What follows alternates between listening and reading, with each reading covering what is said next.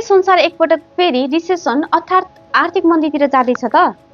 र यदि आर्थिक मन्दी आयो भने विदेशमा काम गरिरहेका नेपालीहरूको अवस्था के हुन्छ होला त? र नेपालको इकोनोमी जो रेमिटेन्समा निर्भर छ त्यो कतिको सुरक्षित हुन्छ होला त? आजको यस भिडियोमा हामी कुरा गर्नेछौँ आर्थिक मन्दी भनेको के हो र आर्थिक मन्दी आयो भने यसले हाम्रो फ्युचरलाई कस्तो इफेक्ट पार्छ त? सिम्पल भाषामा आर्थिक मन्दी भनेको इकोनोमी स्लो हुनु हो।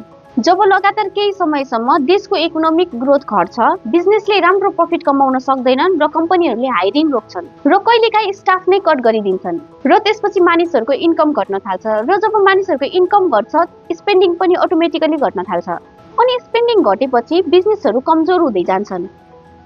यसरी इकोनोमीमा एउटा चेन रियाक्सन सुरु हुन्छ जसलाई हामी आर्थिक मन्दी भन्छौँ। अहिलेको सबैभन्दा इम्पोर्टेन्ट कुरा भनेको वर्ल्डको इकोनोमी कस्तो छ। रिपोर्ट हेर्दा के देखिन्छ भने सिचुएसन अलिकति सिरियस छ तर फुल क्राइसिसमा भने पुगिसकेको छैन। वर्ल्ड ब्याङ्कको अनुसार पछिल्ला केही वर्षहरूमा ग्लोबल इकोनोमिक ग्रोथ स्लो भएको देखिन्छ। त्यस्तै इन्टरनेसनल मोनिटरी फन्डले पनि वार्निङ दिइसकेको छ कि अहिलेको इकोनोमिक ग्रोथ पेन्डेमिक अगाडिको लेभल भन्दा पनि तल छ। अहिलेको ग्लोबल ग्रोथ 3% भन्दा तल झरेको छ र धेरै देशहरूमा इन्फ्लेसन हाई छ। इन्फ्लेसन कन्ट्रोल गर्न धेरै देशहरूले इन्ट्रेस्ट रेट बढाइरहेका छन् जसले लोन लिन महँगो बनाइरहेको छ र बिजनेस एक्टिभिटिज पनि स्लो हुँदै गएको छन्। साथै युनाइटेड स्टेट, युरोप र चाइना जस्ता ठूला इकोनोमीहरूमा पनि स्लो डाउन देखिँदैछ। यसको मतलब के हो भने वर्ल्डको इकोनोमी फुल्ली स्टेबल छैन तर फुल्ली रिसेसनमा पनि पुगिसकेको छैन।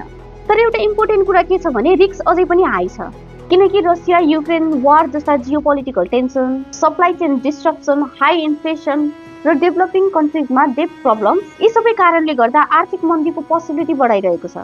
अब कुरा गरौँ यो ग्लोबल स्लो डाउनले नेपाललाई कस्तो असर पार्न सक्छ त?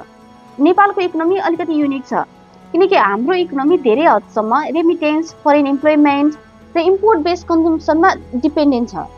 खास गरी रेमिटेन्सको भूमिका धेरै नै ठुलो छ। नेपालको जिडिपीको 20 देखि 25% हिस्सा यहीँबाट आउँछ।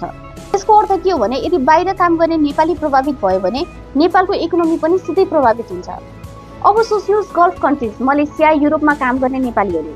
यदि ग्लोबल आर्थिक मन्दी आयो भने त्यहाँ कन्स्ट्रक्सन प्रोजेक्ट रोकिन सक्छ, कम्पनीले डाउन सिजिङ गर्न सक्छन्, ओभरटाइम कम हुन सक्छ, नयाँ जब अपर्च्युनिटीहरू घट्न सक्छन्। जस्तै दुबई वा कतारमा काम गर्ने एक नेपाली वर्करलाई सोच्नुहोस्, पहिले महिनामा 12-14 घण्टा काम पाइरहेका थिए भने रिसेसन पछि उसको काम घट्न सक्छ। काम घटेपछि इन्कम घट्छ र इन्कम घटेपछि रेमिटेन्स कम हुन्छ। त्यसको डाइरेक्ट असर नेपालमा बसेका उसको परिवारको खर्चमा पर्छ।